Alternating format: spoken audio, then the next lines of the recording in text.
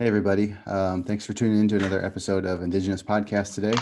Uh, I wanted to just say a thank you again for all you guys that still keep on subscribing, willing to, leave comments and your videos. We really appreciate it. With that being said, we have a really special guest on. Her name is Zelda Haro. Want to make Correct. sure. And she's just going to give us, some life stories and, what she's gone through in the U.S. and discussing about Chicano studies and a lot of other interesting topics that we'll cover. So, Zelda, I'll let you take the floor as far as telling us who you are. Well, um, thank you for inviting me and allowing me the opportunity to be able to share a little bit of who I am with you. My name is Zelda Lopez Haro, and I have a background. My background is Yaqui Chicana. I don't say that I'm a full blood Yaqui because, of course, like I was saying before, how many of us are really full blood? I have a PhD in critical and social cultural studies and education through the University of Oregon. Uh, right as soon as I graduated, I was kind of put out to pasture because I guess I was too old. I was 56 years old when I graduated with my PhD. So I encountered a lot of age discrimination.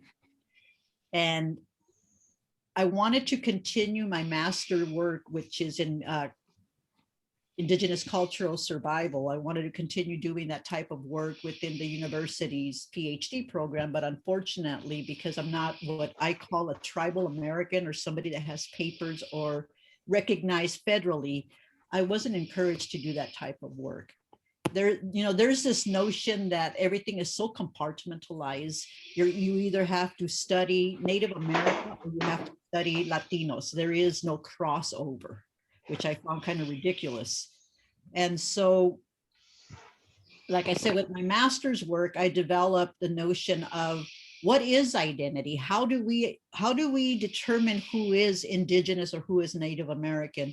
Because as I'm sure you've known by now with some of your researches, there really is no benefit to being Native south of the border, right? And so why is it important for us to understand our background? I think that's why I did the type of work that I did, was to try to determine where do we belong here? How do we fit into the cosmos of what is the United States or even the continent of Americas? Who are we? And so that's who I am in. Thank you so much for the introduction. You started off talking about, full-blooded and who is full-blooded nowadays.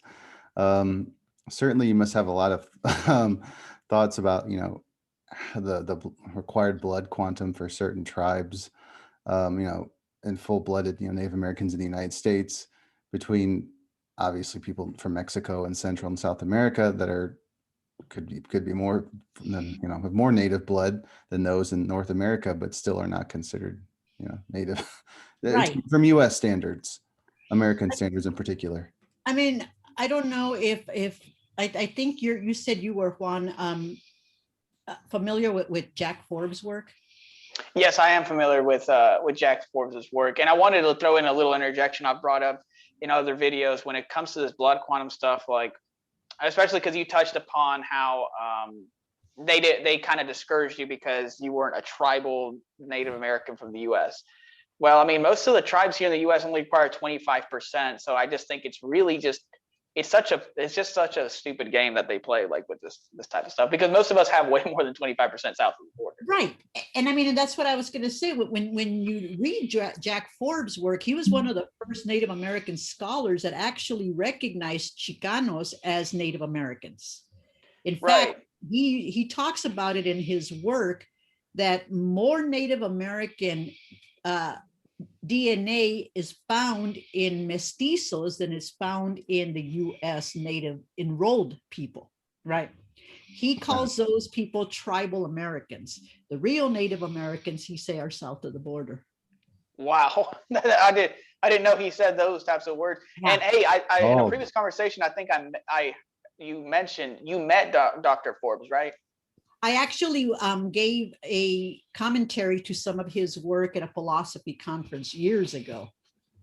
So yeah, I met him, like I said, wow. years ago. I'm jealous. Yeah, we're jealous. Yeah. His work is really fascinating. He had one book, Columbus and the Cannibals, and it's a critique on colonialism. Did you? I saw that he had a book, but it went out of print, and the only way to get one is like $100 for the copy. But it's like Aztecas del Norte. Did you ever read that? Yes. You did. Is it? What do you think about that? Because I've been wanting to get it, but the only way I can get it is like paying $100 and buying it off like Amazon. But I've been tempted. I probably have a copy somewhere, but I moved to this property where we're at right now, so all my stuff is in storage. I really miss my books. And I think that was one of the books that I definitely did have, Aztecas del Norte, which he means us. And even back then, you know, the notion that we're all Azteca was part of that. Yeah. But you think it was a good book? He really goes into this whole native identity for south of the border and that. Yeah, he talks about, like I said, the notion that more native heritage, or not necessarily heritage, but DNA is found within Mexican tribes than it is in the US. It's because the US seems to be more watered down. But what's always kind of bugged me is those of us with Mexican ancestry are often denied the idea of calling ourselves natives. And I mean, and I've questioned it. What is it? Is it because we're mixed with Spanish that automatically excludes us from claiming to be native? Right. Because that's weird, because like I said, most of the natives again here, I mean, they're more watered down in the US. They're mixed with English, but what's so special about Spanish? Like everyone always talks about Spanish, like Spain. Like what is so special about Spain? They're not special. There's nothing special about them, but for some reason, we were taught to kind of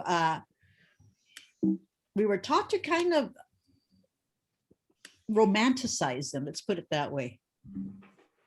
And I think that's what happened when I first started school. I was a French major because I had a fascination with the Arthurian legends, King Arthur.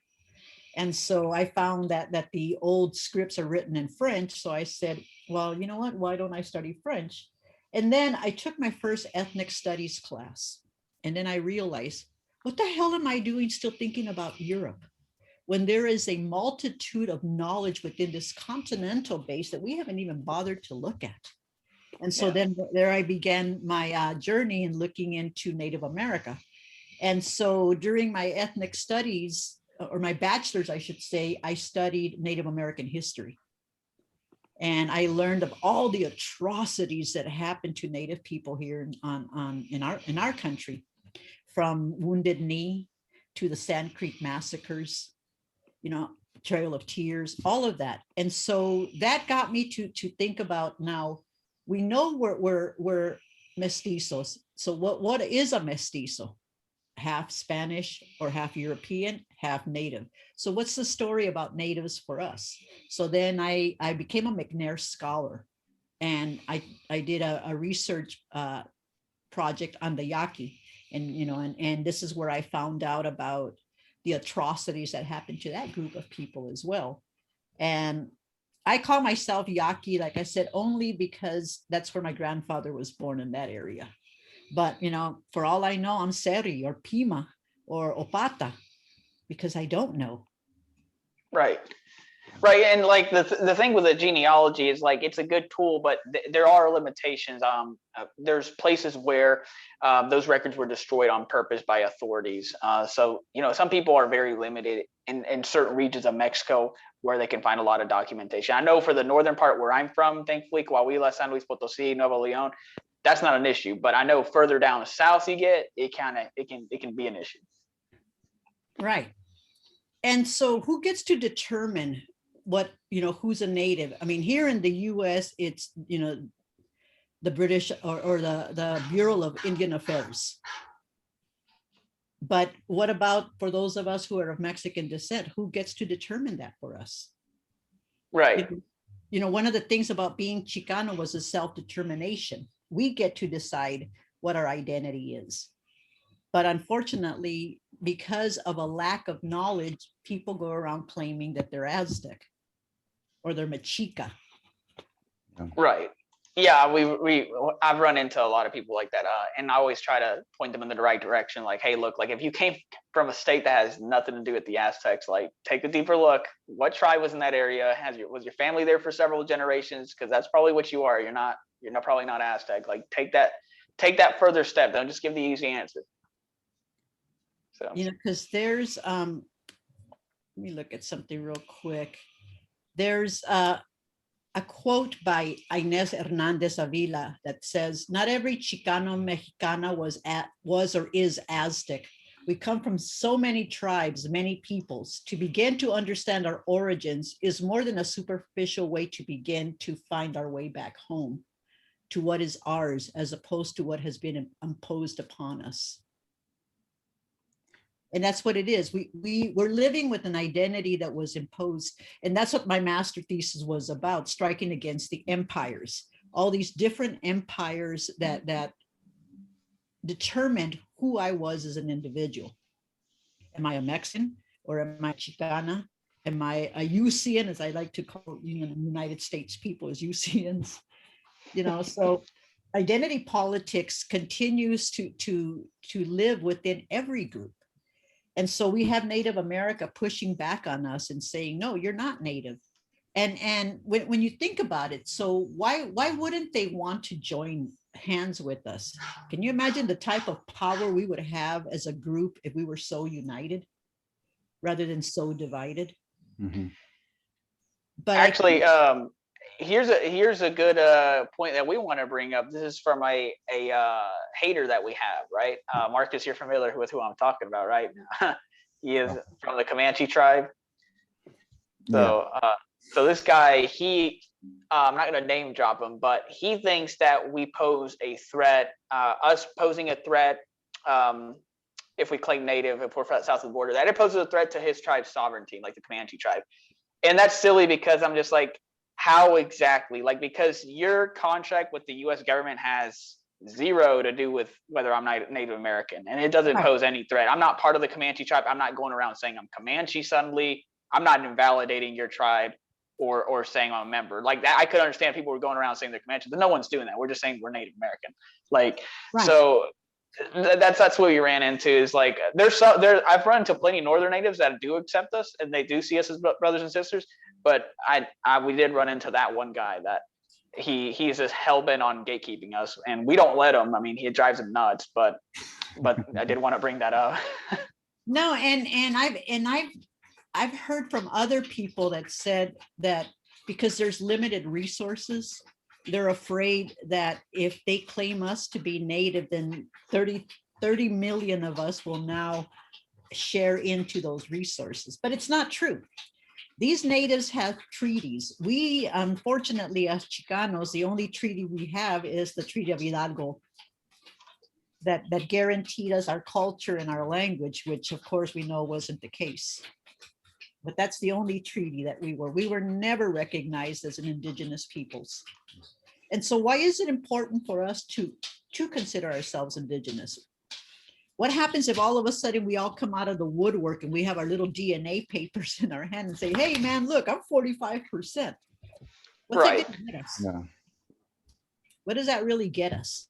Doesn't, like, that's the thing people think that we're trying to get some sort of benefit out of this. There really is no benefit for saying that you're Native American. The only thing that this is doing is just correcting people and preventing people from erasing our heritage, because everyone wants to say we're Latino, which erases everything that has to do with being Native. People completely think we're a different race. Like, so that's the only, other than that, there's no benefits. We have no sovereignty. We have no treaties with the United States. We're not going to get anything. Like, that's not what we're doing this for. We're doing this for so it sits right with our souls, with our hearts, and with our ancestors. That's the only reason we're doing any of this. It's not for any actual gain, Right. And, and this is why I presented a paper a few years back at the Anthropological Association about decolonizing educational practices for Chicanos. Because under Title VII, the U.S. public education gives Native American students resources to keep up their languages and to understand their heritage. So my question, and that includes Hawaiian natives as well, and Alaska natives, right? So within this paper that I wrote, I asked the question, well, why doesn't that include Chicanos? Because to me, the high dropout rate for Chicanos has to do with that they don't have a sense of belonging. So I theorize that if they might have a sense of belonging, if they were shown that their ancestors were these great mathematicians, these great astronomers, they might take pride in that and go further. And so to me, it was like, then why can't Chicano students be covered under Title VII? Because right now there really isn't any resources for Chicano students. Chicano students are kind of seen like poor white students. The only kind of educational resources go to Native Americans, Black Americans, or recently arrived immigrants. Chicanos are totally left out of the context. They figured, hey, you know English well enough. You've been in the United States well and long enough to have been able to get your shit together. That's kind of like what it is. But why can't we reconnect our future generations to their heritage? It's not like we're asking for casinos. Right. Yeah, it's ludicrous. Like I said, like I don't understand what the problem is, and people like to get in, play all these little games. They like to add all these like requirements. They're like, okay, but you're not 100%, and it's just like, okay, no, hardly anyone's 100% anything. And then they want to talk about culture, but you don't require Black people to practice their culture to be Black. They're still Black people, so it's a mess. But it's just a mess because there's purposely people there that are disingenuous. They would like to act stupid and obtuse. Or maybe they are, actually. Maybe they are. There's always that possibility. But yeah, any comments, Marcus, on this? I was just going to add on, Zelda, you brought up the Indian Bureau of Indian Affairs and how, there's a lot of departments for dealing with, Native American affairs in the United States, but maybe they should open up some departments for dealing with Native Americans south of the US border. Right. It makes me wonder if there's like, obviously there probably is certain people in the US government that are strongly against, people from Mexico, again, south of Mexico, to want to also be identified as Native American. And I have a feeling it's not because of them fearing that we would get some sort of extra resource or any sort of benefits. Maybe they fear a larger Native American population would also bring in more political power as well. Yes, that's exactly what I'm talking about. So that is why I believe that they do not recognize that, regardless of, I don't like to get super political, but regardless of, liberal or conservative affiliations, I think that there are people up there that really, as I said before, don't want to see us be called Native Americans, because you see the push in the media for being of, mixed, or what people like to say, hybrid European Native, and they calling us Latinos, mestizos, Hispanics. So why would they want that to end? It gets them views in the media channels and all of that. So I think the government, certain people in the government are perfectly happy with how things are going, and a change in that would greatly affect them politically. Oh, definitely. When you see people from south of the border, those are some native looking people, but once they cross that arbitrary border, there's a failure of recognizing these people as indigenous, and all they become is immigrants. And automatically any type of recognition as a native person is null and void. Again, I ask, why? Is it because we're mixed with Spanish, but it's okay to be mixed with British or Dutch or English or French, and you can still retain your indigenous identity within the US? It's silly. Right? It really is ridiculous. Like even on, about a year ago or so, Elizabeth Warren, we found out, was able to take advantage of benefits at Harvard for claiming she was Native American. Right, and like she ended up doing the DNA test. She was like only 1%, and not even not even 1%, right? 0. So it's I don't know. It's just absolutely asinine. And that part of this hits a little close to home with the whole immigrant thing, because I was brought here. I'm a first generation immigrant. I was born in Mexico. I was brought here. Growing up, looking back on it, it makes me very upset because in middle school and in high school, I got a lot of flack. I would be called a wetback, an illegal, where's your green card? You know, I was treated like I was some sort of brown savage by a lot of racists. And I even had white kids going up to me, and I was so brainwashed where they were saying, oh yeah, well, my great great grandmother was Cherokee. And I was like, holy fuck, like they're a Native American too. Like, oh my God. And like, I was like looking at them and on, I'm just like, they could really tell me to get the fuck out of here because they're actually Native American and I'm not. And that's how brainwashed I was. Here is a fucking white kid that's not even 1%.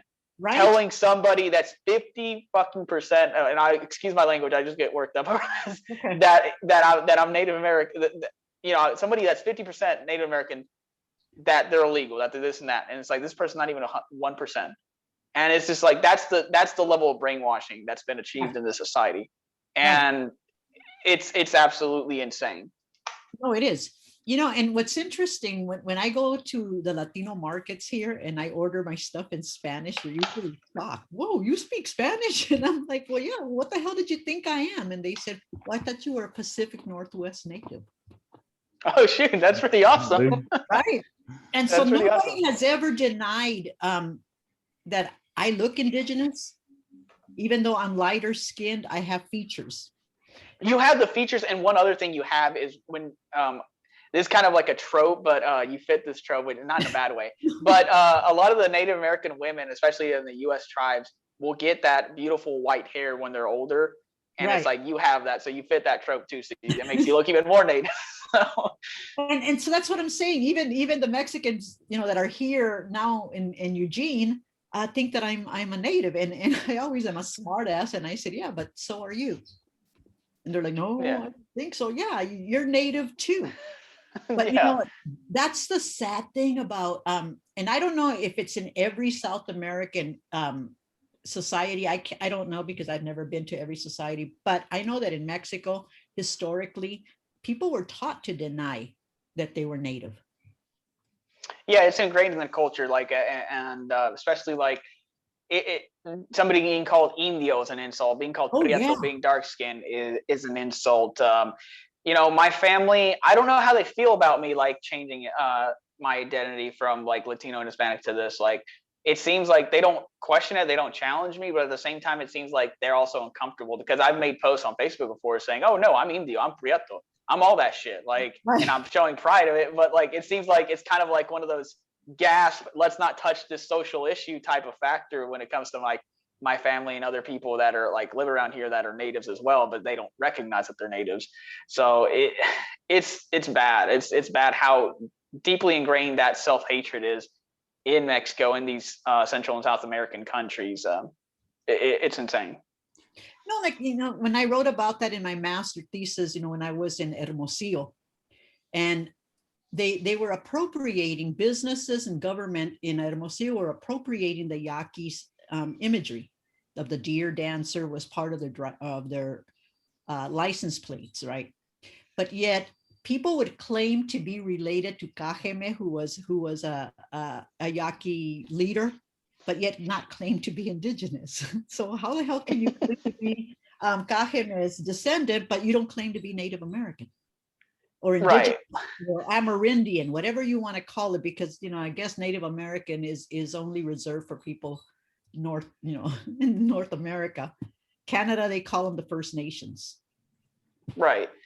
It's dumb, especially because the Mexican government has these ridiculous requirements. So, for example, my tribe down there, the Guachichil, they have a community. They practice their culture. They practice the customs. They're seeking state recognition. However, they've told me that the Mexican government is hesitant to do that because the state wants them all to live in one little block, in one little village, live off the land, live very traditional, don't live modern, don't have a career, none of that.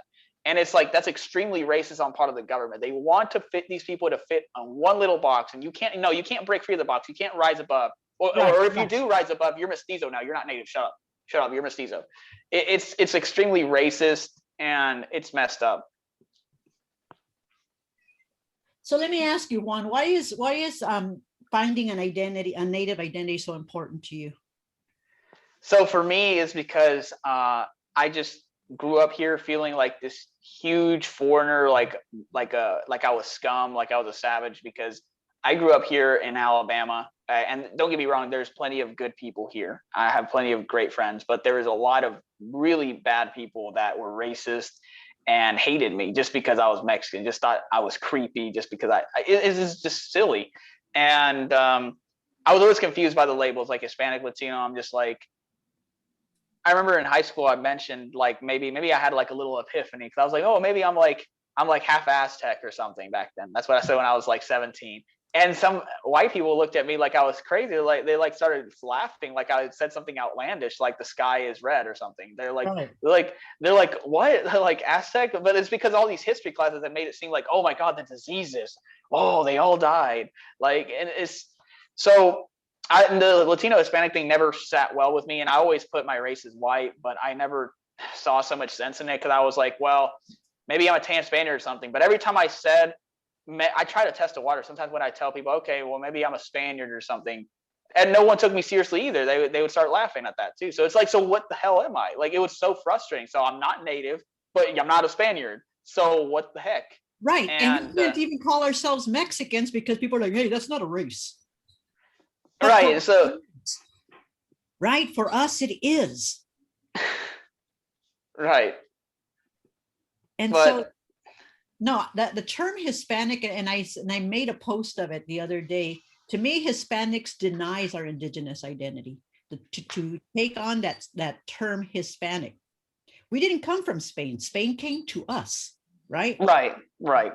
And they imposed themselves upon us. They, you know what I'm saying? And so that seems to be what null and voids our identity as indigeneity, is having a Spanish background, or being called the Spanish girl. I hated that. The little Oh my Spanish. God.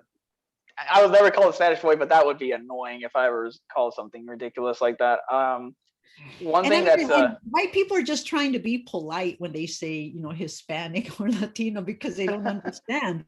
And oftentimes I'd say, no, I'm a Chicana, and people are like, well, what the hell is a Chicana?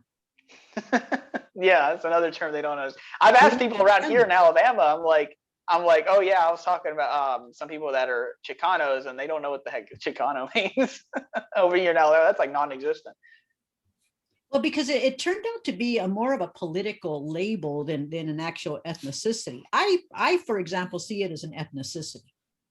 Chicano is, for me, is those of us who have ancestors who were here before it was the U.S., the original Chicanos, before, you know, Mexico abandoned us and sold our land for close to nothing. Yeah. It makes You me. got any? Oh, what was that, Marcus? Oh, I was just going to add. I feel that, you know, the average American truly does not look at the average, you could say Mexican or someone south of the U.S. As Native American. They look at them as, you know, Latino, Hispanic. I brought this up, I think, in earlier videos, that we're just taught from school and maybe from parents as well to view those south of the U.S. border as Hispanics and Latinos and not Native Americans, no matter how closely resembled they may look to Native Americans. They simply cannot be that. And then you, right, it's pure chance, bro. It's pure chance. Yeah, Right. it really is silly. I'll say, I'm using the words lightly. I want to call it something else. Zelda, I think you had said that, you know, there's a lot of derogatory terms with, you know, people calling in Mexico, for example, people calling others like Indio, you know, a lot of racism. Do you feel that that's taught more from like parents taught down, or from the education system itself? I think that it was more of a common sense. So it was started, you know, in families and passed down to their kids. This notion of being ashamed of being Native. And you know, like I was talking about the one drop rule earlier, while the one drop rule for African Americans, for example, if you know, if you have one drop of African American blood, you're Black. But for Mexicans, if you found out that you have 1% of Spanish, then you're Spanish, and it negates and it denies your indigeneity. Because like I said before, there really is no benefit to indigenous within Mexico. There's no, you can't go to college for free. There's no tribal colleges, none of that. And so, you know, even when I was born, my birth certificate says I'm white. Because back then when I was born, only you were recognized as Black, Asian, or Native American. There was no Latino or Hispanic back then. And you couldn't put Native American in that box because you had to be tribally recognized or federally recognized. And so most Mexicans were considered quote unquote white, even though we're really not. Right. And that stuff is, it's extremely silly because you have people, and I'm not throwing too much hate at them. Like if they got the ancestry, fine. But there are people that are part of tribes here in the United States that only have 1/8. They only have like less than 10%. And yet that person is Native American, but I'm not at 50.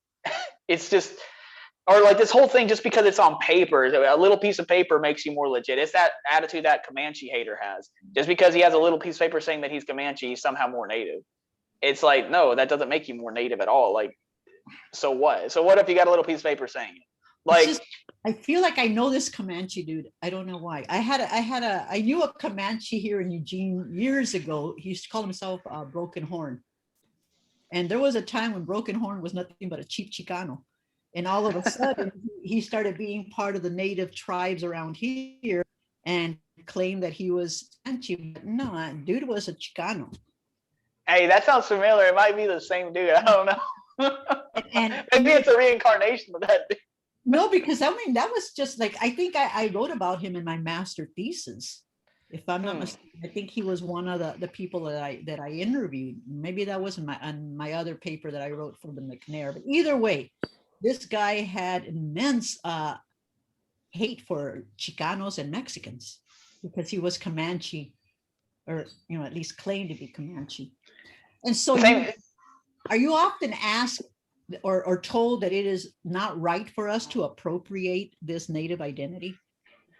I've had some people say that in the beginning. It doesn't come up as much so as the you're not 100% or you're mestizos thing, but some people have attacked it on that basis, and I'm just like, how can you appropriate something that's actually yours to claim? Like, again, that's like saying a light-skinned Black person's appropriating being Black. Like, it just sounds nonsensical. And that's what I've told Marcus. Every time you replace Native American with Black or with Asian, any other race, and you repeat that statement back to the person, you make them realize how stupid they sound. And I've done that before. Or I've heard the term, it's not my place to say that. That's really popular too, to feel that I'm infringing on actual Native Americans. For me to properly identify or call myself Native American. So they stick with the multicultural, diverse term of Hispanic or Latino. Right. And dude, adding on to that, when you just said that phrase bugs me so much. The whole real Native Americans, what the hell does real Native American actually mean? Okay, because what is a real Black person? What's a real Black person? You can't fucking tell me. So what is a real Native American? It's a race. It's a race. I don't have to have the culture. I don't have to have the tribe. I have both, but right. It doesn't matter. No, that's exactly right. Again, there is no such thing as blood quantum. That's just it. Because tribal identity or tribal communities is arbitrary. They're social constructions. So this is what I was telling somebody the other day. You cannot really in any way, unless you found it written like you did, know that you're half Tajaramura or half Zapoteca. You don't know this because it's part of the community. That is why people claim that we as Chicanos can't claim an identity of indigeneity because we're not part of that community. But so how come an urban Indian can? Right. Like, yeah, there's plenty of urban Indians that don't ever go to the reservation. They don't have the culture at all. They don't practice anything. They're just basically, they're an assimilated native. but that doesn't mean they're not native. It's Right. and I've always brought this up. It's like, so black people, they don't belong to African tribes. They don't practice African tribe customs. They don't know what African tribe they come from. But does that mean they're not black now? No, No. that's just it. Oh. That's part of the identity politics that we have to deal with, right? That's very And- clever. Like, for example, when I was going to my PhD program, one of the professors was what I call a papered Indian. In other words, he's recognized federally, but this guy was, looked white in comparisons to me, and yet he was telling me, because I come from people that are not tribally recognized, and I can't call myself a Native American, and therefore do any type of Native American work scholastically. So you got to get permission from a white guy to say you're native. That's Right. basically what he's saying. That's what I would have responded with. Okay, so I got to get permission from a white guy like you to say I'm.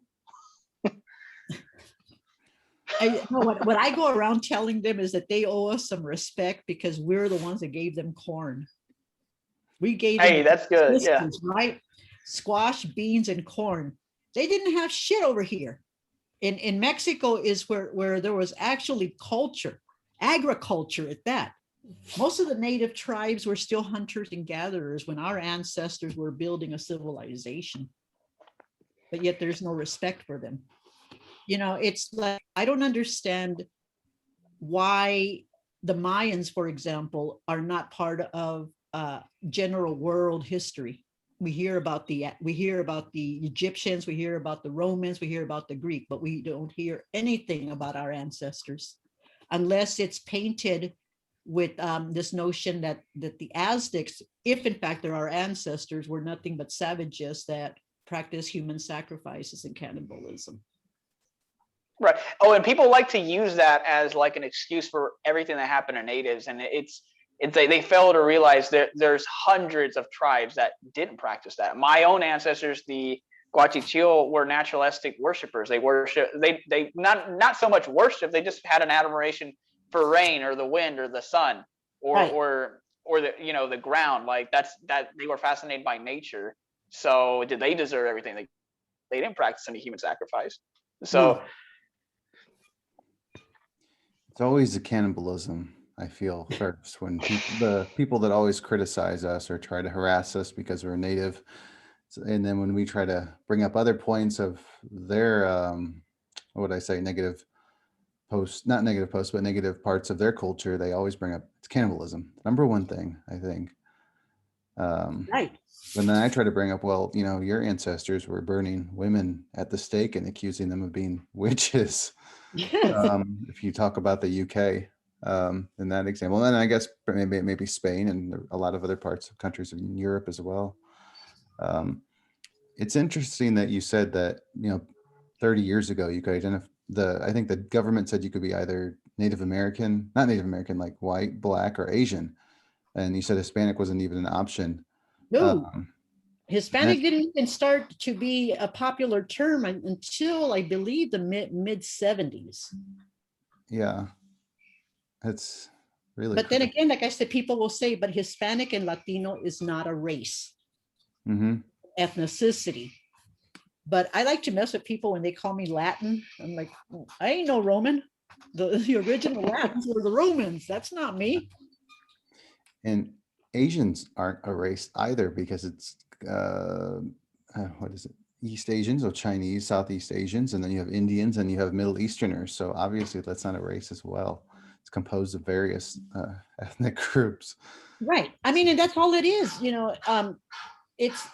We're all part of the human race. Phenotypes is what separates us from being either Black, Asian, or Native American or white. Some people claim there are only 4 races. But what was his name? Jose Vasquelones. You ever heard of him? He was a Mexican scholar that wrote about the cosmic people. Oh yeah. That Jose Vasconcelos, that guy. Vasconcelos, yeah, he's pretty racist. I wrote about some of the quotes he had. It was really messed up stuff. Like he said that the American Indian had no road to the future besides Latin civilization. He said that we were a bunch of savages and that the Europeans brought order and all that other stuff. So he was quite racist. He wanted to mix everything. Like he ended up saying, "Oh, through racial mixing, the black may disappear." Like that's how much he hated black people too. He wanted them to disappear. It's interesting that you actually read his work, but he did say that the only thing that Black America ever gave to the world was dancing and music. That was his quote as well. That's pretty But terrible. he called us the cosmic people because he said that Mexicans were one of the only groups that had within its DNA all four races: white, native, black, and Asian. That's who we are as a gente, is not just mestizos, but a cosmic race encompassing all four, major races. That's the only thing that I like that he said. Other than that, yeah, he was pretty racist in some of the stuff he said. Yeah. I mean, he gave the book a pretty charismatic name, the cosmic thing. I mean, that sounds cool. I'm not going to lie. But it's just the ideas within the book that are the problem. I know. So, because I had never read it before. I read it during my PhD program when I was looking for sources. And yeah, I was kind of surprised on how racist that dude was. Yeah. Yeah, he was a white guy, though. He was a European, from what I saw. The biography section, he was a white European. I read a lot about him as well. I really dislike him, and I feel as Native Americans we have to look at his talks of multiculturalism and diversity as threats to our Native identity, to be very honest with you. Because when people talk about, I'm proud to be this, this, and this, but when you look as dark as I am, and you are Native American, you're taking away that aspect, and you're looking at us as some cosmic race as Vasconcelos wanted. So when people do that, they're only fulfilling the plan of what Vasconcelos had for Mexico and probably the rest of the Americas as well. So as you can see now in Mexico and a lot of Central and South America, I feel like his words really affected a lot of other countries. So Marcus, have you returned back to Peru? Yeah, I went back 2 years ago. And it was an interesting time. I wasn't going for any specific, like looking for my biological family members or anything like that. I just wanted to go and see what life was like, from the other side. It was really beautiful. I liked it a lot. I would love to go back again. But even then, like the cities, Lima is a lot different than the rest of the cities in Peru. But I went around a lot of South Peru, such as a city called Jalisco near Lake Titicaca and Puno. And all of those cities were mostly, Native American people that looked just like me. Of course, Lima was too, but it had a lot of other ethnic groups living in the city as well. So that only proved my point that Peru is in fact a Native American indigenous country, as is Bolivia, Ecuador, and other countries. And I'm sure you know what Russell means. He even said Colombia was a Native American country. In Chile? In Chile also with the Mapuche. The Mapuche. And I always thought that Chile was more like Argentina, but it actually is not, because there's so many northern cities in Chile and southern cities. I mean, I forget what the capital of Chile is. But Chile is also a native country as well. I think Argentina, Juan and I were talking about the whitening of Argentina, and I mean, almost every other South American country and Central American country that Criollo governments put in place to technically wipe us out through bringing in more and more immigrants from Europe. In Argentina, I think it serves as the best example of their success, the Criollo success in wiping us out through mass European immigration, promoting the European looking identity, making darker skinned people feel inferior. And of course, government genocides, if that doesn't get the job done. If bringing in mass immigration from Europe doesn't help, then just kill off the rest of the tribes. And I think Argentina serves as a very good example of that. You could say Cuba does as well, obviously, the Dominican Republic, the islands in the Caribbean, as you can see. They're mostly Black from Mhm, Africa. mhm. But no one ever questions as to why that happened, like what exactly was the reason. And if you look, read about the stories of Christopher Columbus um, and his Spanish friends, um, they were the cause of why Cuba and all these other Caribbean countries look how they do today. The Arawaks, hope I pronounced that right, the Tainos and other native groups that inhabited Cuba, the Dominican Republic, Haiti, are all gone. I mean, Right. And Puerto Rico. Puerto Rico as well. And I shouldn't say all gone because obviously there are mixed people that are very proud of the Taino, their Taino heritage and identity. But if not a majority of the population was Right. very much wiped out. So yes, what were you going to say something? So Juan, are you planning on learning the language of the indigenous people that you found to be part of? So the Guachichil, their language was completely wiped out. It's extinct now. We only have 500 or so words. I have an indigenous name for that Guachichil. It's Guancholoa. It's pretty funny, the coincidence there. So my parents and my family has always called me Juancho, and my name is Juan. But Juancholoa is actually a Guachichil name, so it's like, so I thought it fit like a glove. I was like, oh, I think that's me. So I chose that one. But yeah, we have 500 words. One of the elders down there is he got permission from the churches to go look in various churches to see if maybe there's a book or maybe a dictionary. We're hoping against all that we'll find something, but I don't know. We'll see. We'll see. We only have 500 words, and most of those we don't know what they mean. So if we can't find anything to reconstruct it, we would have to assign meaning to those 500, I would say. Right.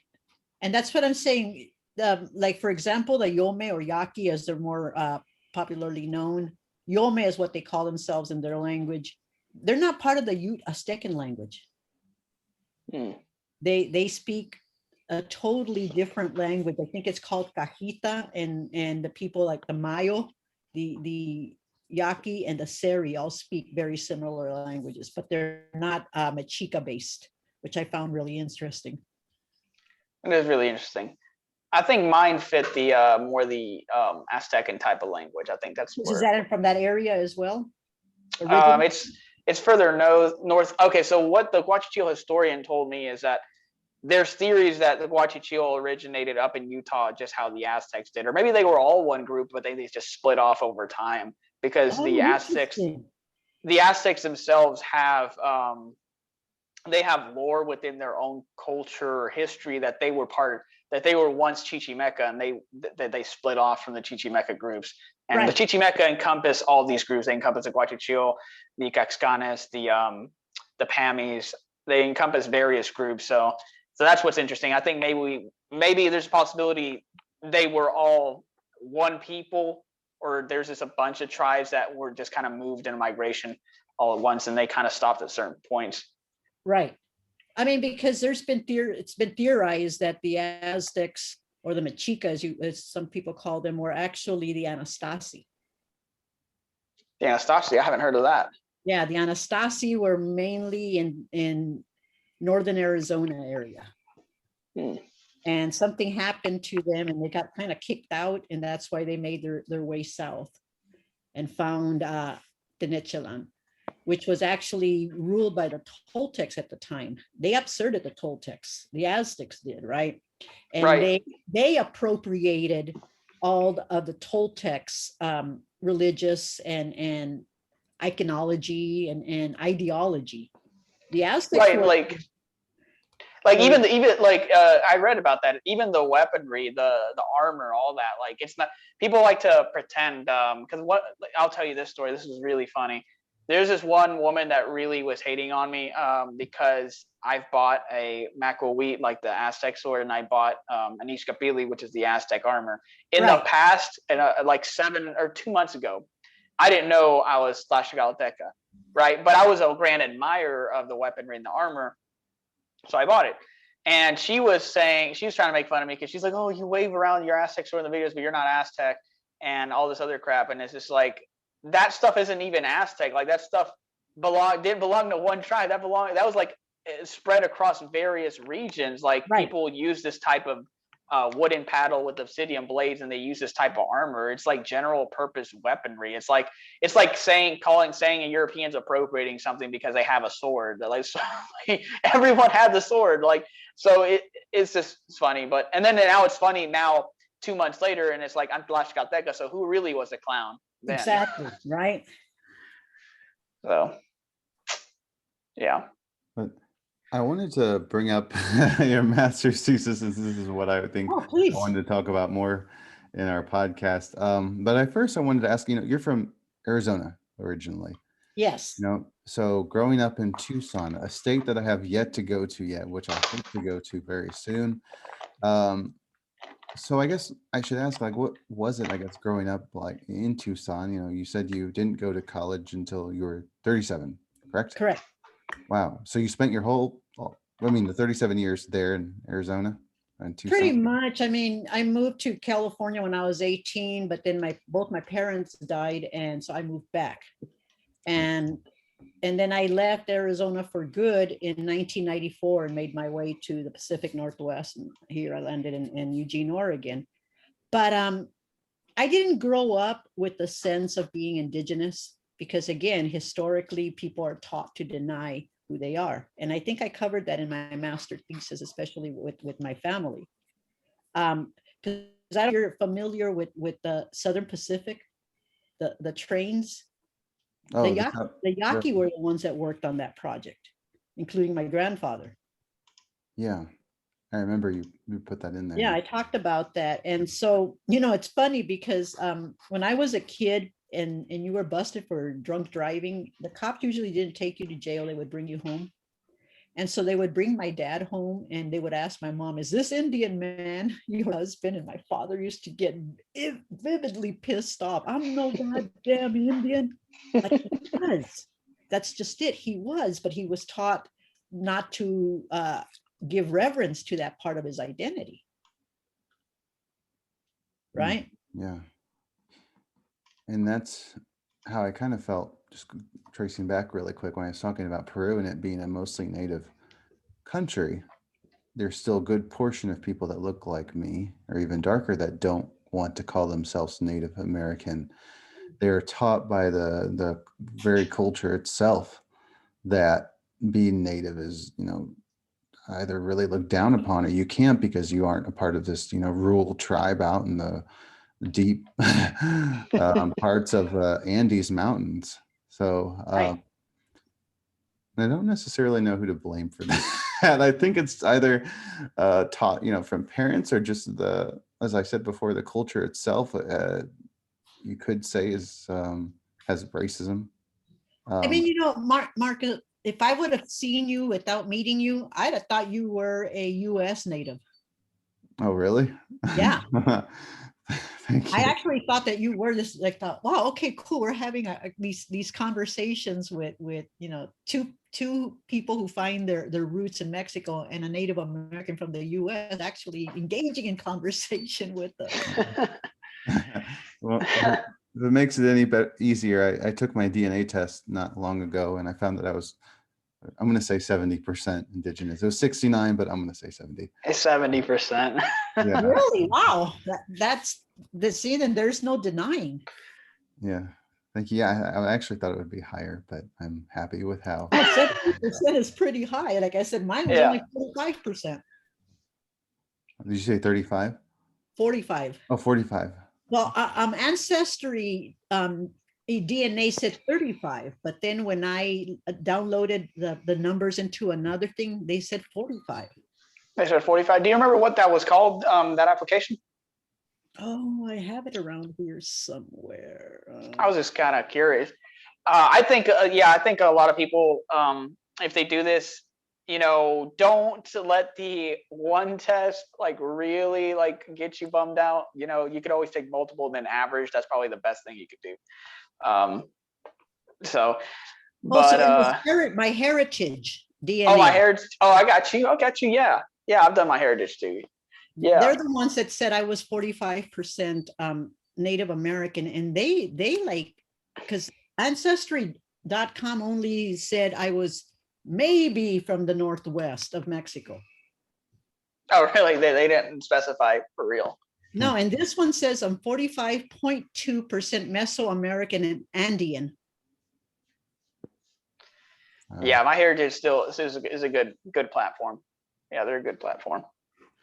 I mean, sure. because I considered paying the $40 to Nosotros Somos, I think it's called. Oh, yeah, like Somos Ancestria. Yeah, I've done them too.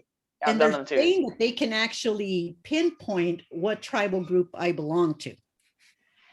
I've seen they can, but I've seen that most of the time they attribute it to the Atomies, because that's what they gave me a lot, was Atomies.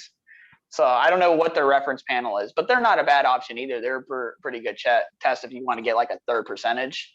They're Right. pretty good to do as well. Yeah. What difference does it make? I mean, it's not like I benefit from it in any way. It's more right. like earlier, it's a sense of belonging. I mean, I talked about that in my master thesis too, that when I actually went to Hermosillo and got to go to the governor's palace, and I'm walking up the stairs, you know, it's a spiral, and it's all the history of Mexico from the conquest to the present. I had never felt so part of history until I saw that mural. The people looked like me. You know, because here in the US, I mean, we're not, as Chicanos, we're not brown enough to be Mexican, and we're not white enough to be white. So we're what they call neplanta. You ever heard that term, neplanta? I think it's a Mexica word for in between. Oh, for in between. Yeah. So yeah, I find that interesting, because I've heard from people from Chicanos that they are gatekept by Mexicans by not being able to say that they're Mexican. They're like, no, you're Chicano. You weren't born in Mexico. And I think that's extremely stupid too. I was born in Mexico, and I was brought here, and I don't know, looking at it from that angle gives me a unique perspective, but I'm just like, I think that's like utter nonsense. I'm just like, I'm like, of course they're Mexican. It don't matter if they're 2 generations away from when their parents are born. Like, they're still Mexican. Don't be stupid. Like, but it's almost like we're blamed for our ancestors leaving Mexico and coming to the US, for example. I think it's just a lot of bitterness and jealousy. That's the problem with some people. They're jealous because they'd rather be in the US, so they try to cast hate just because, like, I guess it makes them feel better in their shitty life. I don't know. my next questions I was going to ask really quick was, you know, how was life growing up in Arizona? Was it enjoyable for the most part? I mean, I think that, sorry. I said, you know, because Arizona has a lot of native peoples. Yeah. And Tucson has at the Hono, or we used to call them Papagos, but I guess they don't like that term anymore. So that's what we called them when we were kids. But I grew up as a Mexican. I mean, that's all the identity for us was at that time, as a Mexican. And then later on, you know, I found out, well, actually, I'm a Chicana, because I'm not a Mexican, because I wasn't born in Mexico. But, you know, the thing is Mexican for us is our race, is our ethnicity. It's more than just a nation state. It's an actual identity for us with its cultures and with its language. Because, you know, the Spanish that we speak is not Iberian Spanish, right? It's not from Spain. The Spanish that we speak is actually Mexicanized, with most of the words coming from the different indigenous tribes in the area. Yeah. It's really fascinating to learn that, yeah, it's not Iberian Spanish. It's a lot of native, you know, words are put in as well. Because language is very much attached to the land base and culture. So, you know, words like aguacate, chocolate, tocolote are all Mexica words. If you go to Spain and you utilize those terms, they may not know what the hell you're talking about, because they don't have that. They don't have those, or coyote. They don't have any of that in Spain. Right. Right. That's true. And so language is very much associated with our land bases and the culture that we come from. Yes, good point. I was also going to add that you said in your thesis that you became really interested in, you know, Chicano, you know, the movements, especially in California and whatnot, that you heard of. So did you hear that through the news or through television? You had a lot of friends that were, very much for this movement. Um, I think what the way I came to that identity was in the late 60s, early 70s with Cesar Chavez, who was I was happy to see, in fact, that's his birthday today. He has been my inspiration as far as activism or advocacy. They used to call him El Indio. Are you guys familiar with Cesar Chavez? Not too much. Heard of him. I think I've heard him. I think I've heard his People name. usually think of him as the fighter for farm workers' rights, but he was more than that. He was an American civil rights movement, part of the movement for Chicanos, because of course we weren't part of the Black movement. In fact, a lot of Black people often say that we don't deserve to talk about civil rights because we didn't, join them. But the problem is we were having our own civil rights movement, which is not ever really discussed in history books. No, I learned nothing, zero about Mexican American Chicano civil rights struggles, zero from school. Same here. Nothing. Like I didn't know, like, as here in the Midwest, we, at least a lot of people look at California as, uber liberal. But even, 30 years, 40, 50 years ago in California and Los Angeles, there were so many race problems and not allowing, so-called Hispanics, Latinos to be a part of a certain school district. They had their own schools for them. Need I say that there are even, the sterilization issues as well. Yes, exactly. Like And oftentimes when the whole Black Lives Matter, let's give them reparations. Well, what about reparations for those of us who are Chicanos and we were stripped of our land bases when Mexico decided to sell us out? that doesn't fit the media's.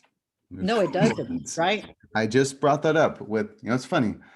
I brought that up with another friend of mine. And I was talking about, okay, well, the Chinese were also sent here. Okay, I'm sure you know about the Opium Wars through China and the British. China lost twice to the British. Well, actually, technically 3 times, but the second time, the Second Opium War, and they had to sign, this treaty where they now had to start sending Chinese servants to the U.S., to work on the railroad, and also technically as slaves as well. It was really bad. And so then I asked, where are their reparations?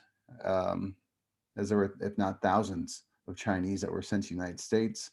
A lot died in really harsh conditions. And even through Central America and South America is really bad as well on sugar plantations. But particularly the United States, and talking about reparations, it's not talked about in the media. It doesn't fit their narrative. I could go on and on about that. But I should stay on topic. But the thing is in my opinion, nobody is owed reparations.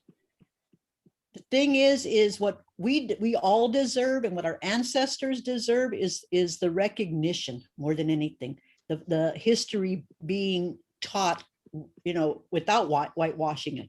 Mm-hmm. Like, a lot of kids today don't even know about the treaty of what is that called? The Treaty of Hidalgo, that happened during the Mexican American Wars, and how the United States ended up taking California, New Mexico, Colorado, and Texas away from Mexico. I mean, that was a big land base. Mm-hmm. And so to me, reparations, this should not, because who the hell is going to pay for it? You and I that had nothing to do with this? No, I agree. Exactly. That's what I was going to add on to my point. It was like, this is just going to spiral out of control. Reparations are going to be tossed all over the place, and you're going to have a lot of angry people that do not want to believe that it's in their best interest for the government to collect their money and use it to pay for these reparations that for people that are no longer alive. Well, and again, my family didn't have slaves. I'm sure your family didn't have slaves. So why should my taxes go to pay for reparations that we had nothing to do with? I mean, and if reparations are going to be paid, well, then maybe Native Americans need to be given their land back. In other words, the rent is due. I used to have this T-shirt that was so cool, and it was North America, so it included Mexico, but it was called "The Rent is Due." It's tribal lands. Can I find that in Spanish? I'd love to go to Peru and Mexico in certain areas and also wear that shirt as long as I don't get shot. God. Hey, it's interesting. You mentioned the Mexican-American War a couple of times, Zelda. I wanted to give you this quote. It's from this article I got published. This is from Senator John C. Calhoun, who opposed incorporating Mexico in as a territory, because originally that was on the table. All of Mexico is going to be incorporated. Right. So he says, this is what he says to Congress in 1848. He says, to incorporate Mexico would be the very first instance of the kind of incorporating an Indian race, for more than half of the Mexicans are Indians and the other is composed chiefly of mixed tribes. I protest such a union as that. Our, sir, is the government of a white race. So there you go. He's not even saying that half the Mexicans aren't natives. He's saying that they're just mixed tribes. So he's saying all of them are natives. Right. And that was only 150 years ago. And yet people want to pretend like that shit didn't happen. Thomas Jefferson, this is what he said in 1911. All the former Spanish colonies are now in insurrection. What kind of government will they establish? Have they mind to place their domesticated Indians on a footing with the whites? All right, they're right there acknowledging that Mexicans are fucking Native Americans too, or everybody from Spanish colonies, Native Americans. So that's right. And so you're familiar then with the Treaty of Guadalupe Hidalgo. Yes, I like that's where they were forced to give away those states, right? See those states away. Well, they paid Mexico, let's put it that way, but I still feel like they sold us out. Yeah, I heard that it was Santa Anna, right, that did that. And yeah, I heard that he was really hated by Mexicans after that because they thought that he really bent over the backwards, and it was bad.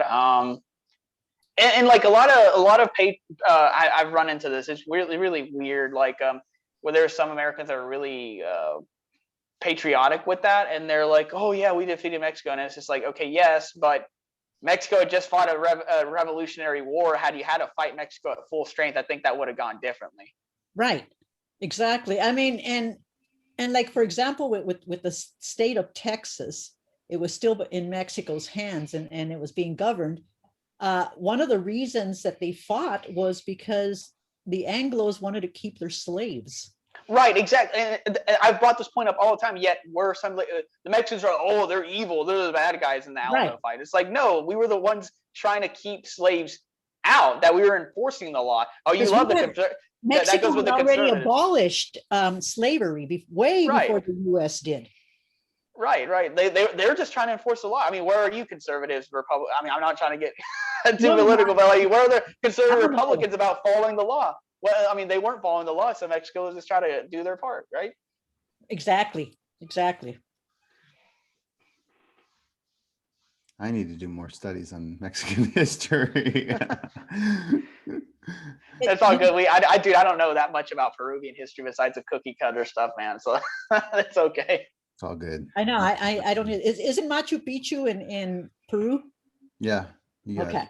See, at least I know that. I mean, I would love to go there, but I'm too old to be climbing those mountains. But it is my ultimate dream to at least be able to go to southern Mexico to see the pyramids. Oh yeah, my plan was to go to what's that city called? Cancun, where the I forgot the name of the temple. It starts with an M, I think, right outside of Cancun. It's one of the 7 wonders of the world. Yes. And the fact that I can't remember its name right now is really sad. But yeah, that was my plan to also go there.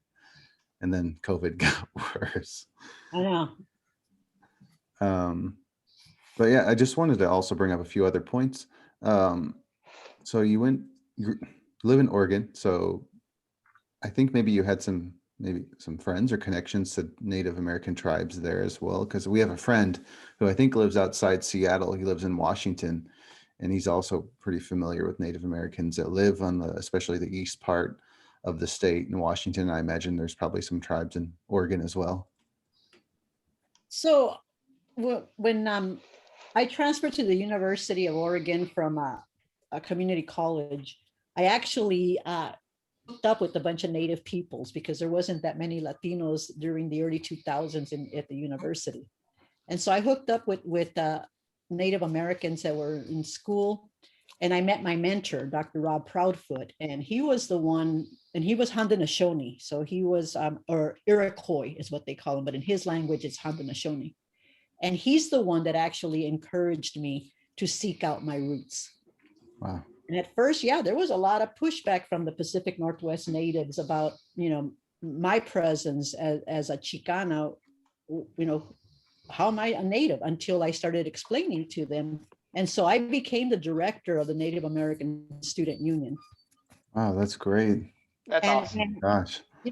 And we raised money to build a longhouse at the U of O for Native peoples. And a lot of people were pissed off when my mentor, who was the one that spearheaded this group to get this in place, named it the Many Nations Longhouse. So he was saying any indigenous people globally can come to this longhouse and be welcomed. It's just not for Pacific Northwest natives. This is for every native, no matter if you're in New Zealand, in Australia, in Canada, in South America, Mexico, wherever. If you're an indigenous person, you're welcomed at this longhouse. And so there was a lot of pushback to that. But it was through him that, that we developed the Native American master's degree that's there now. And he passed away in 2006, right after, I graduated with my master's, and now he's totally forgotten. And the natives that are there now claim that they were the ones that did the work for the longhouse and not Dr. Proudfoot. I would love to see that place one day. It's a really beautiful place, but there's no heart in there anymore since the caretakers died. My mentor died, and most of the natives that are papered, as I call them, are more white looking than they're actually natives. Yeah. I see. Wow. But it brings us to a point, though, again, if in fact being indigenous really has nothing to do with biology and it's all culturally constructed, then how can we call ourselves that if we are not part of those communities? Because that's what the haters tell you, right? How can you call yourself native because you're not part of that community? I always think it's funny when people direct that to me because they don't know that I'm adopted. Right. Nor do I know any of my biological family members. So that's very hard for information for me to find out. But I think, and you've gotten this sort of criticism too, as well, right? From other people, from maybe non-native people as well. How can you identify as native if you don't have a connection to the culture or to the community? No, and I talked about that in my thesis, Striking Against the Empire, where I went to Hermosillo and I went to one of the villages and asked and interviewed the people, how do you define being Yaqui? And it was interesting because the men actually pushed back. To the men, if you left your community, you failed to be Yaqui anymore. But the women, on the other hand, say, oh, no, that's something that they can never take away from you, no matter if you move out of the community or not. You carry it within you.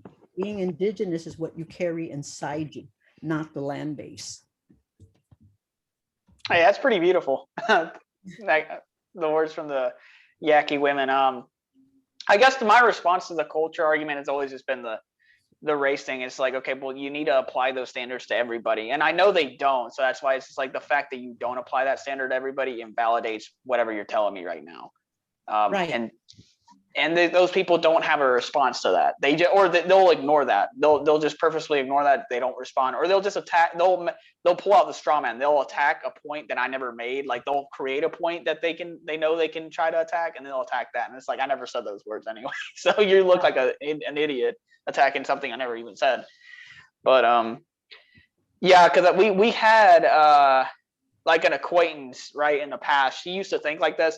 But she completely flipped switches. She thinks now you need the culture to be native and all this other nonsense. And I'm just like, okay, but like there's a lot of limitations to that. People's tribes were extinguished. They forcibly assimilated. So it's like you can't. Yet you're being a lapdog for the Spanish. You're basically saying that they won. That it's the damage is irreversible. That's basically what all these gatekeepers are doing. They're not doing anybody favors. They're just Spanish lapdogs. That's all they are. They're all colonial lapdogs. They're doing the work for the Spanish colonizers, pretty much. Even and the colonizers are already in the grave. They're just continuing on, saying these ridiculous things, and it doesn't unify us. It just continues to create more division. Right. So I think that more and more people are waking up to this. I'll call it the great lie that we're something that we clearly are not. It's a cute dog. You saw him, he stuck his face in there. It's okay. No worries. But then I noticed, like, a part of your master's thesis that really surprised me was I think that you had interviewed a lot of people also in Arizona as well, asking about their identity, and they were very, very, very, not apprehensive, but their response, they didn't seem to care so much, correct? If I'm not right. Right. And that's part of the phenomena of like I said, and you can trace that back, since the arrival of the Spanish and the creation of the mestizo is that denial of your indigeneity. And, if you don't deny your indigeneity, there was a good chance that you wouldn't find lucrative employment or housing or anything else. That's the discrimination factor that occurred during that time and then was transposed here within the United States as well. Oh, I learned this fact recently. I wanted to tell you guys because, you brought up mestizo. Cortez's son, Martin Cortez, I was reading in this book called Fifth Son. It's basically a retelling of the history for the Aztecs, but from the indigenous people's writings. So it's really, really good. I highly recommend it. But so Martin Cortez himself, he was mestizo. He was the son of Malinche, and yes. And his father was Cortez. He went to Spain. He apparently said that he wasn't welcome in Spain. He was discriminated against, and they saw him as a dirty Indian. And that right there should say it all right there. The son of the conqueror himself, the most famous conqueror himself, wasn't accepted because he was half native. That should destroy the whole concept of mestizaje itself. And yet people still want to cling to that. No, I know. That should be case done. Even the fucking son of the conquistador himself wasn't accepted. And even Malinche has an interesting history. And, like she was called the Eve of Mexican, like Adam and Eve. She was the Mexican Eve, and supposedly she was our downfall. But why? Because she was smart enough to be able to know different languages. I don't see her as a villain. She did the best she could, and there's no such thing as racial unification. Like, I think had the natives all had, if I could go back in time and I told all the tribes, hey, the Europeans are going to get here, they want to racially subjugate you, they think you're inferior, then you could make an argument if they knew, okay, yeah, we're all Native Americans racially, but they didn't have a sense of that. Before, it was just like tribe, it was like tribes, like nations versus nations. They were playing a Game of Thrones type of thing where they wanted to be the ones in power. Like, that's all. That's why my ancestors, the Tlaxcaltecas, like, they fought the Aztecs because they wanted to be in power next. It was just all a Game of Thrones type of situation, a power. I know. Power. In fact, the Yaqui, invited the Jesuits into their community because they saw it as inevitable. The Spanish were already here. The conquest had already started. And so the Yaqui figured, oh, well, we're done. So we might as well invite these Jesuits in. And so there used to be like 80 different rancherias that the Yaqui lived in. And after the Jesuits took place, they made them down into 8 villages out of 80. Shoot. And so, they concentrated them into 8 different, and the villages are still there. They're still in existence today. My question, Marcus, you wanted to comment something? Yeah, actually, you did have some, maybe you would consider a good question. You talked about the Yaqui, the genocide of Porfirio Diaz. I do not know that much history during the colonial times with the Yaqui and the Spanish, but would you say that even with the independence of Mexico, colonialism still continued, where you could say that independence was a joke, essentially, to most natives. For if not Native all of people, us. definitely. There was no decolonization at that point. Even though they might have won their independence from Spain and claimed it to be a mestizo nation, there was still a lot of discrimination occurring. Like the Criollos, the Spanish, conquerors didn't just disappear. Nope. The Criollos took their place.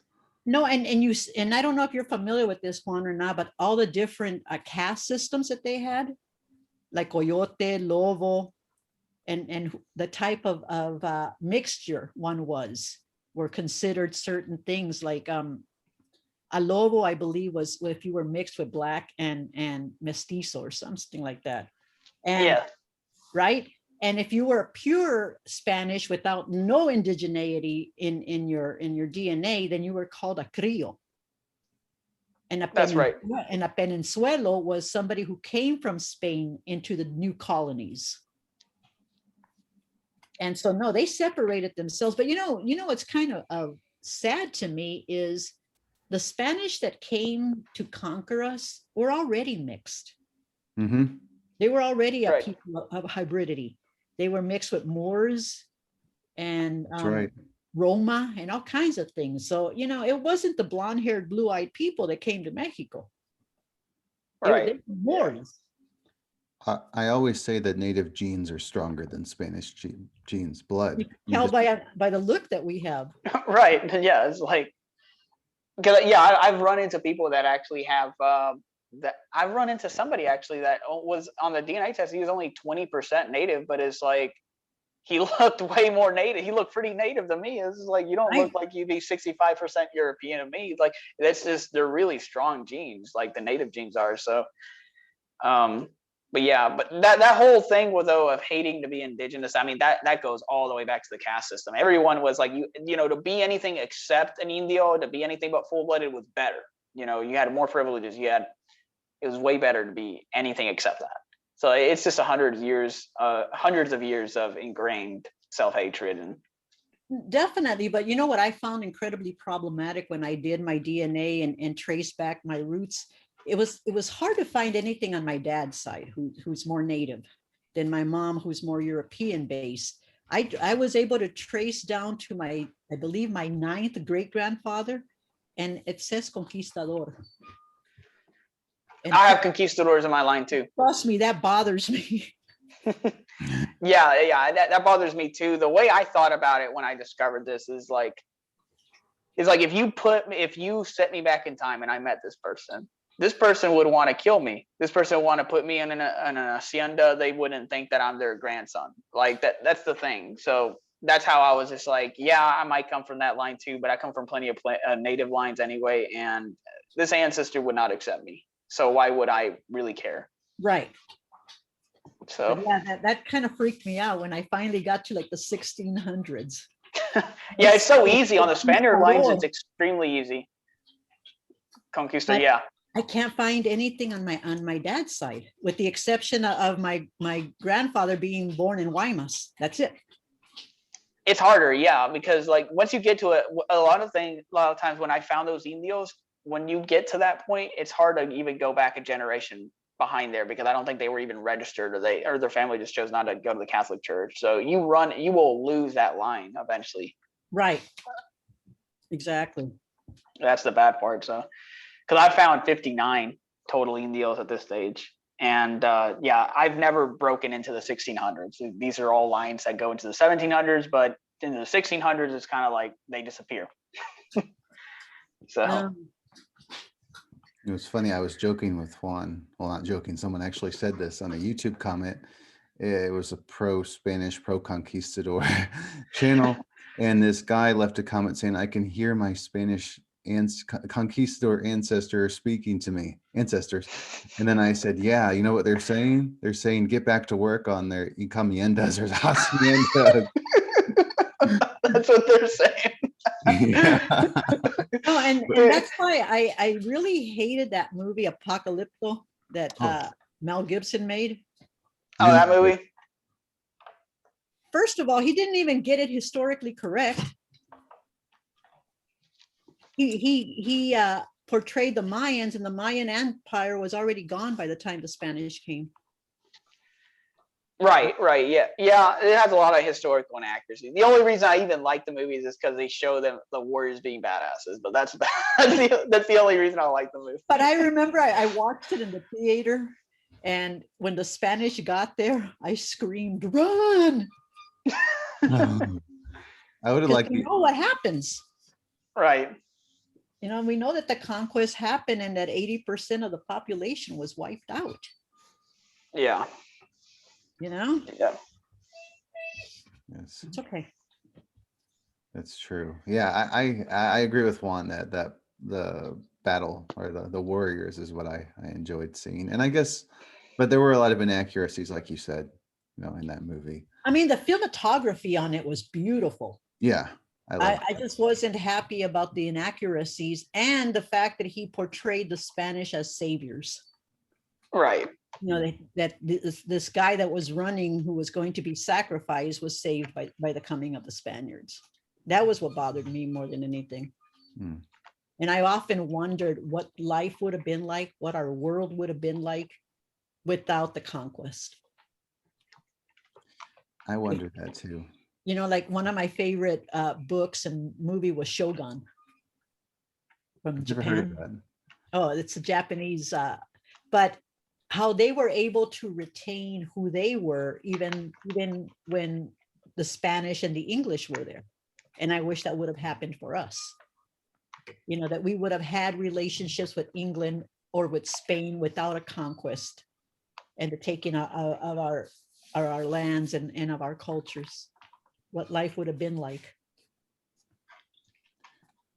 Yes, I wish that we would have been more united. And I was always thinking of like a few things I wish we could have had before the Spanish conquest. It would have been a writing system, you know, and maybe some guns or weapons for that matter. Yeah. But I actually had just one more thing I wanted to bring up regarding your master's thesis. When you said you went to Mexico and those certain cities, was that your first time going? Yes. Wow. I mean, I had gone over the border, but only like along, you know, the border to Nogales or Agua Prieta. I had never gone further than that until my research, and I still didn't really go further into Mexico. Hermosillo is not that far from Tucson. No. But it was interesting to see it, that it looks so much like Tucson. Like I remember writing this in my master thesis, that I did not find the Mexico of my imagination, because I thought that it was going to be like the movie that I watched, Once Upon a Time in Mexico, and it wasn't, right? It was this modern city.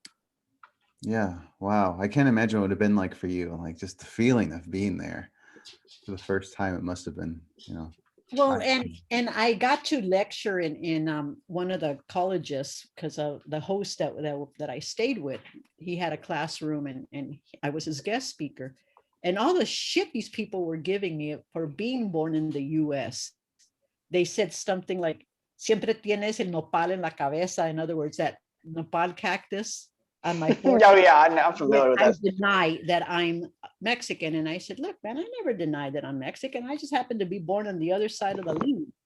And I said, but look at the way you guys dress. Look at your TV stations, the cars you drive.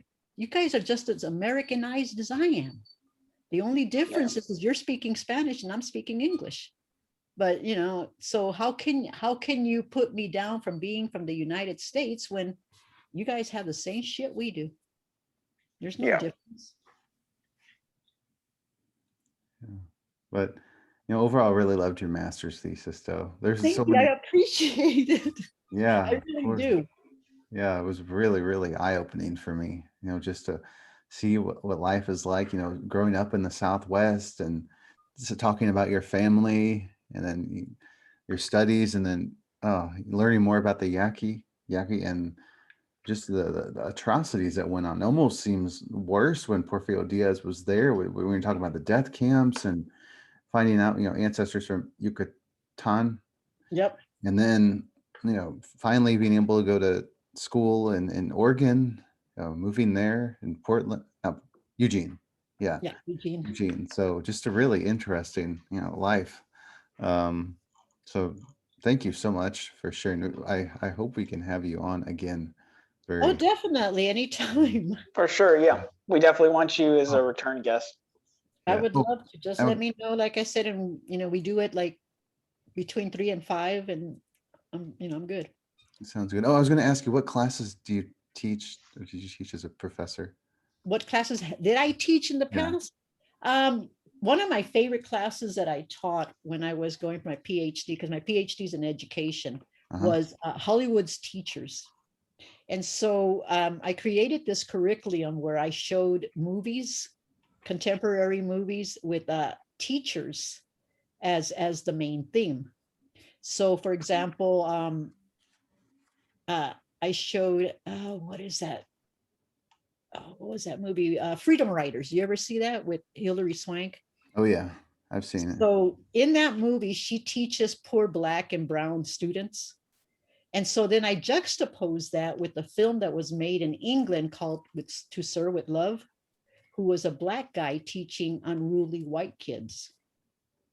Oh, wow. I've never heard of that. And so I started the class off with the movie Walkout. Ever hear of that one?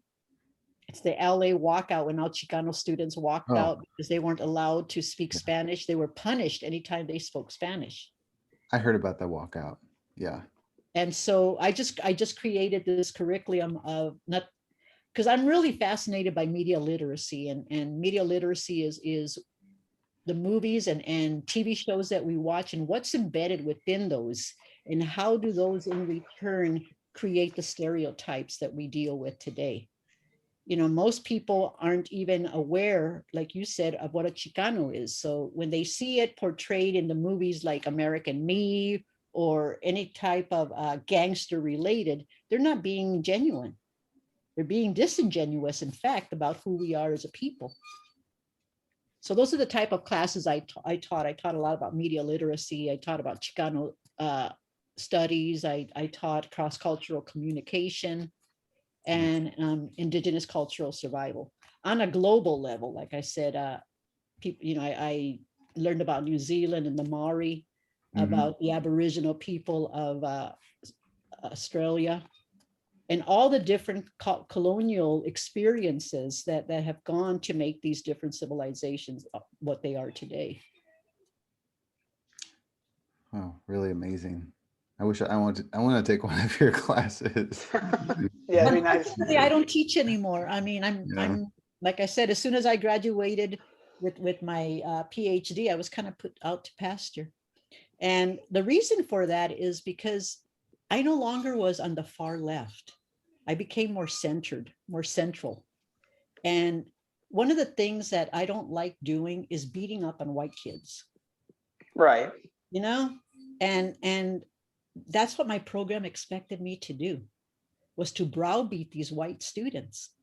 And I remember telling my white students, you are not any more responsible being born white and middle class than me being born brown and poor. You're not responsible for that. But what you are responsible for is learning the history of this country, learning about the First Nations people. That's your responsibility. But I don't believe in white guilt. I don't believe in making white people guilty for what their ancestors did any more than we should be held responsible for what our ancestors did. I agree. And that's, the purpose of a lot of our videos is just educate people. Like, right. A lot of people like to act like we're Satan incarnate, but our whole purpose is just to get. They will. I mean, oh my God, they talked about this one guy. He looks like a fat rooster, but he was he was attacking Marcus. He was name dropping him on other videos. Like he was going to his masters that called us hybrids, and he's like Master Marcus Gruwell.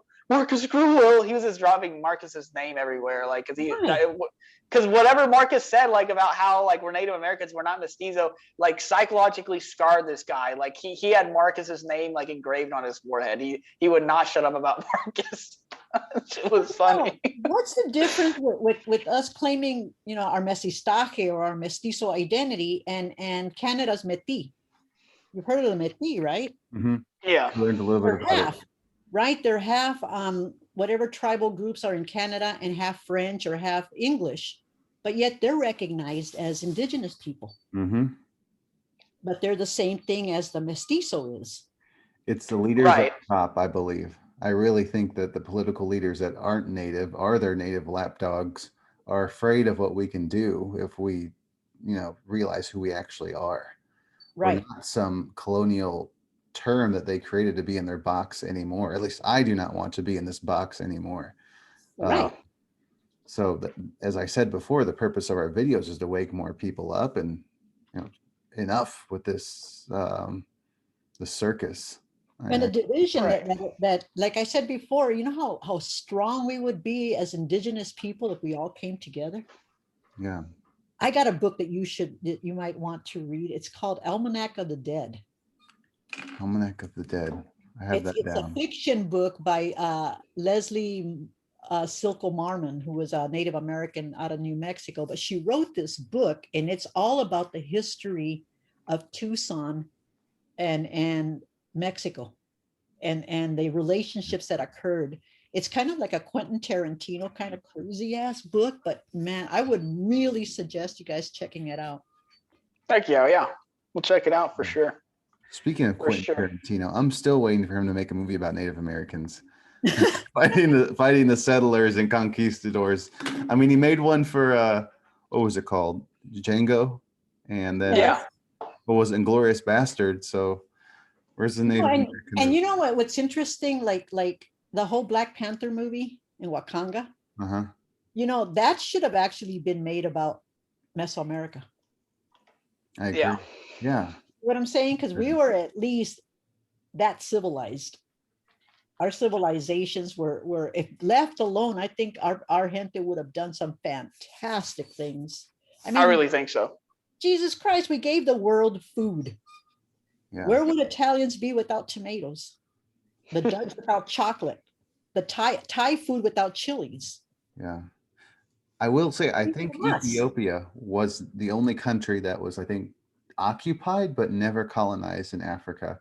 Oh, the rest of Africa was colonized. Right. That was the only country I think that didn't. So I still need to do more research on that. But yes, I know, like we had Tenochtitlan and the Incan Empire. And again, people, the Western historians in particular, always say that it was like 80 Spanish against like hundreds of thousands of natives, and we all lost, and that's how it went. But no, like I just talked about this, like in the Battle of Tenochtitlan, it was at least maybe 800, 900 Spaniards and 200,000 native allies Right. were with them. That is insane. Like that's a small village in a giant mid-sized American city against, Yes. I think, Right. 300,000 Aztec warriors. But what killed us off wasn't so much the Spanish violence. What killed us off was the diseases they brought. Yeah. And our people didn't have the immunity to fight that. And so smallpox killed us. In fact, that's why they brought Black or African slaves, because our people started dying. Mm-hmm. And they needed slaves to build, their empires. Yeah. I had asked a friend who is from somewhere in the Caribbean that is, mostly black, mixed black, if there are any natives on this island. He said no. I was like, gosh, it's like, damn it. No, they were wiped out. They were wiped out like right in the very beginning, initial phases of like the European Spanish invasion. Yep. But fortunately, things are different in Central and South America. And again, like I think with Juan and I, waking more people up, we'll be able to get more people to realize, what, taking the blue pill, as they say from the Matrix, realize who they are, and enough of the red pill. We'll fight all those fat roosters that hate you. Yeah, that too. Seem to have a fan base of haters. I'm cool with But it. like I said, anytime, we want to continue this conversation, I'll be more than happy to accommodate. Oh, please. For sure. Thank you so much. Yes, for sure. But with that being said, I think we'll wrap up this recording. So before, I just want to say, thank you everybody for watching. I hope you really enjoyed this video, and we'll see y'all next time. All right. Take Thank care. you guys. Take care.